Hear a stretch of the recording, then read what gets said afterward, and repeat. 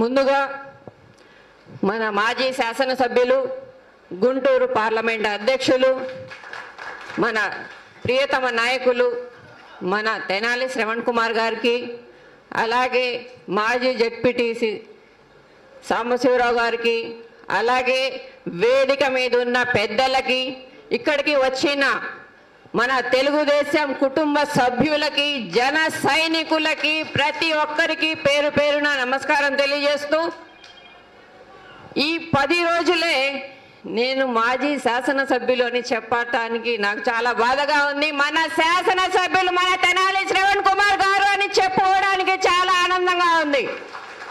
ఈ 10 రోజులు మాత్రమే మనం మాజీ శాసనసభ్యులు అని చెప్పుకోవాలి. ఎందుకంటే అమరావతి మన తాడికొండ గడ్డ, మన శ్రవణన్న అడ్డ అని గర్వంగా చెప్పుకునే రోజు అతి దగ్గరలో ఉంది. గత 5 సంవత్సరాలుగా ప్రతి ఇంటికి, ప్రతి గడపకి అధికారంలో ఉన్నా అధికారంలో లేకపోయినా అన్నా అని పిలిస్తే పలకరించే నాయకుడు మన తెనాలి శ్రవణ్ కుమార్ గారు. మంచికి చెడుకి ఎప్పుడు కూడా మన ఇంట్లో కార్యక్రమం ఉంది అంటే ఎన్ని కార్యక్రమాలైనా వదిలేసి కార్యకర్తల కోసం, వాళ్ళ కష్టాలు తెలుసుకోవడం కోసం ఎప్పుడూ కూడా సమయాన్ని చూడకుండా ప్రజల కోసం, ప్రజలతో ఉండే మన నాయకుడు మన తెనాలి శ్రవణ్ కుమార్ గారు.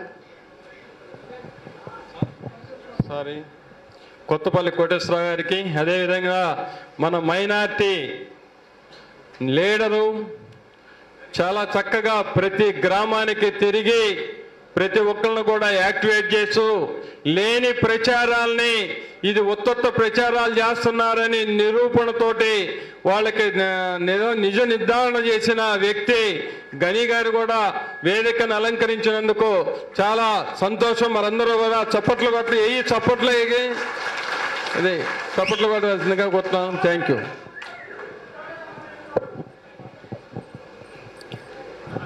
అలాగే 5 సంవత్సరాల నుంచి మనం పడని కష్టం లేదు. ప్రతి ఒక్కళ్ళు కూడా ఒక ఎస్సీ కాదు, ఎస్టీ కాదు, బీసీ కాదు, మైనార్టీ కాదు, ప్రతి వర్గాన్ని కూడా టచ్ చేసి ప్రతి ఒక్కరిని కూడా బాధ పెట్టిన ప్రభుత్వం ఈ వైసీపీ ప్రభుత్వం. అసలు అర్హత లేదు ఈ వైసీపీ ప్రభుత్వానికి పాలన చేసి. ఆయనకి అసలు అర్హత లేదు. నాన్న పేరు అడ్డం పెట్టుకొని సానుభూతితో ఈ అధికారంలోకి వచ్చాడు.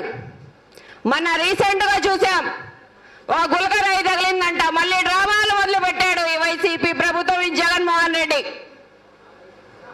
అంటే మళ్ళీ రాను అని చెప్పి గతంలో ఎలాగ డ్రామాలు చేశారో కోడికత్తిది, అలానే డ్రామాలు చేసి మళ్ళీ అధికారంలో రావాలని. అంటే మీరైనా డ్రామాలు చేసేది? అధికారంలో రావడానికి ఎన్ని డ్రామాలైనా చేస్తుంది ఈ వైసీపీ ప్రభుత్వం. అంటే ఈ వైసీపీ ప్రభుత్వానికి అధికారం కావాలి, దోచుకోవడానికి, దాచుకోవడానికి. ముఖ్యంగా మైనార్టీల పైన ఎన్నో అత్యాచారాలు, వాళ్ళపై దాడులు, వాళ్ళకి రావాల్సిన సంక్షేమం అందలేదు. ఎక్కడ చూసినా కూడా మైనార్టీలు అంటే దూరంగా పెట్టిన పార్టీ ఈ వైసీపీ ప్రభుత్వం. దుల్హన్ పథకం పెట్టారు మన నారా చంద్రబాబు నాయుడు గారు. ఒక పేద ఇంటి ఆడపిల్లకు అండగా ఉండి వధువుకు రక్షణ కల్పించాలని చెప్పి దుల్హన్ పథకాన్ని పెట్టి ప్రతి ఇంట్లో ఉన్న ఆడపిల్లకి పెళ్లికి 50,000 రూపాయలు అందిస్తే ఈ వైసీపీ ప్రభుత్వం అధికారంలోకి రాకముందు పాదయాత్ర చేసేటప్పుడు తలలు నిరిమి ముద్దులు పెట్టి నేను అధికారంలో వస్తే 1,00,000 రూపాయలు ఇస్తానని చెప్పి మోసపూరిత వాగ్దానాలు చేసి ఈ రోజు అధికారంలో గత 5 సంవత్సరాల్లో అధికారంలో ఉండి కూడా ఏ ఒక్కరికైనా దుల్హన్ పథకం అందిందా? ఏ ఒక్కరికి ముస్లిం మైనార్టీకి కానీ ఎవరికైనా దుల్హన్ పథకం అందిందా? లేదు, దాఖలాలే లేవు. అంటే మాట తప్పను మడమ తిప్పను అనే స్లోగన్ వాళ్ళకే వర్తిస్తుంది. ఎందుకంటే ప్రతి విషయంలోనూ వాళ్ళు చేసే స్లోగనే అది. ఇంకా నయం మా నేలకి ఎముక లేదు, లేకపోతే జగన్మోహన్ రెడ్డి చెప్పే మాటలకి ఎప్పుడో విరిగిపోయేది. ఈ వైసీపీ ప్రభుత్వం మైనార్టీలపై దాడులు చేశారు, ప్రశ్నిస్తే కేసులు పెట్టారు. పన్నులు చూస్తే హుసేన్ బాషు, రేషన్ అక్రమాలపై పట్టిస్తే ఆయనపై దాడులు చేసి హత్యా ప్రయత్నం చేశారు. అలాగే మన చదువుల తల్లి మిస్బా వైసీపీ లీడర్ కూతురు కన్నా చాలా బాగా చదువుతుందని చెప్పి తన పైన క్లాస్ రూమ్లో వాళ్ళ కాలేజీలో వేధింపులకు గురి చేశారు. తను సూసైడ్ చేసుకుంది. అంటే ఏంటి అసలు అర్థం? మనమందరం ఒకసారి గమనించాలి. ఇలా చెప్పుకుంటూ పోతే గత 5 సంవత్సరాలుగా ఈ వైసీపీ ప్రభుత్వం ప్రతి విషయంలోనూ కుంగదీసింది. మనం పొద్దు నుంచి సాయంత్రం చెప్పినా కూడా ఈ చాంతాడు కంప్లీట్ అయ్యేదే లేదు.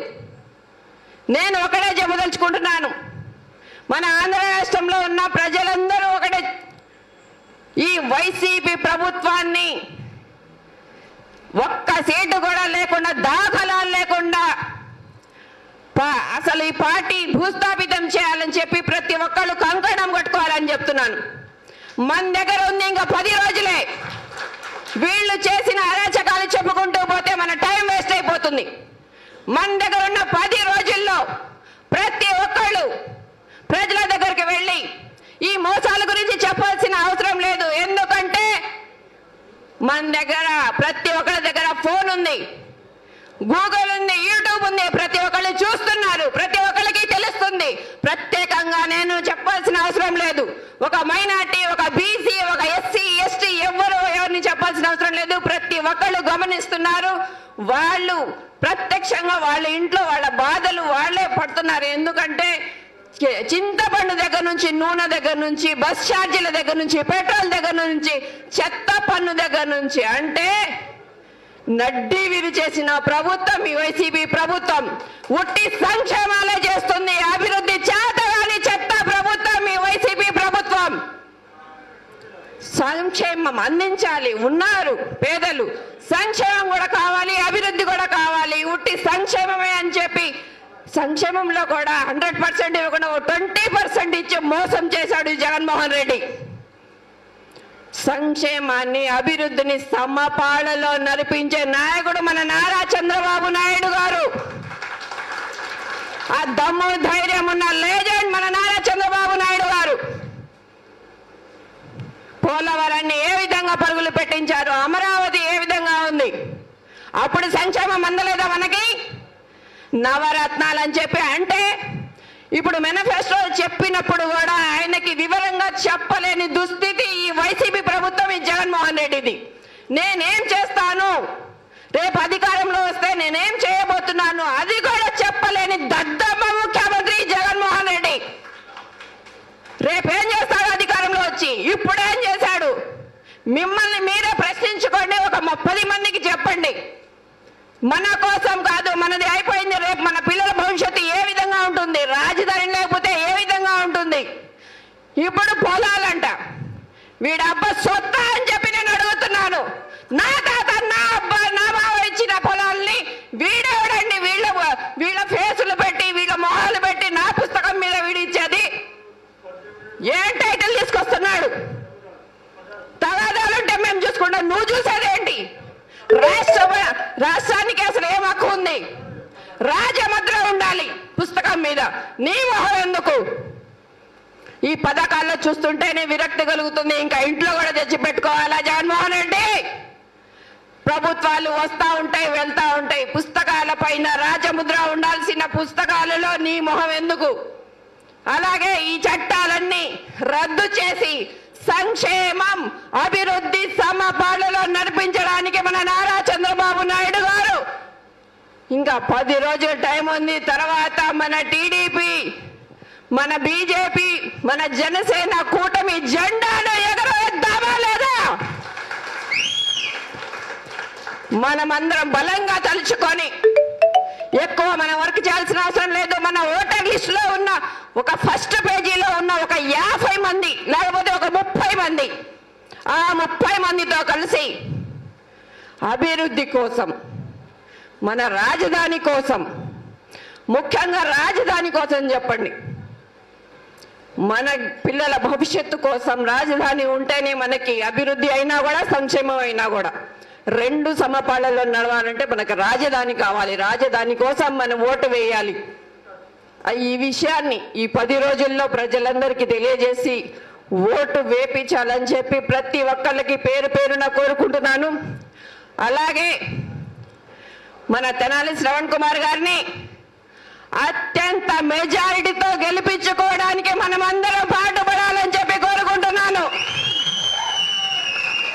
అలాగే మన డాక్టర్ పెమ్మసాని గారు, ఆయన మాటల్లోనే మిర్చి ఘాటు తగులుతుంది గుంటూరుకి, అవునా కాదా? ఆయన ఎంపీ నిధులతోనే కాదు, ఆయన ఎంతో తెలివైన వ్యక్తి. ఒక డాక్టర్ గారు ప్రజలకి సంక్షేమం చేయాలి. ప్రజలు బాధల్లో ఉన్నారు. ముఖ్యంగా మైనార్టీలను చూస్తే ఆయన ఎంతో జాలి చేయవలసింది. ఎందుకంటే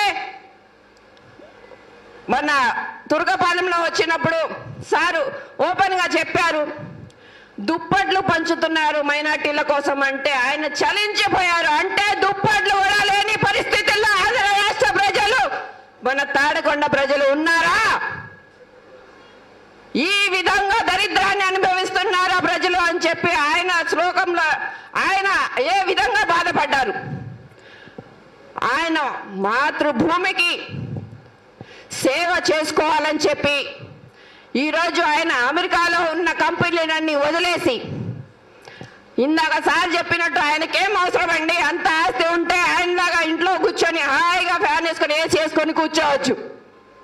ఎండలో తిరుగుతూ ఇప్పటి వరకు 12 గంటలు పనిచేస్తున్నాను, అవసరం అయితే 15 గంటలు 20 గంటలు కూడా నేను పని చేస్తానని చెప్పిన వ్యక్తి పెమ్మసాని చంద్రశేఖర్ గారు.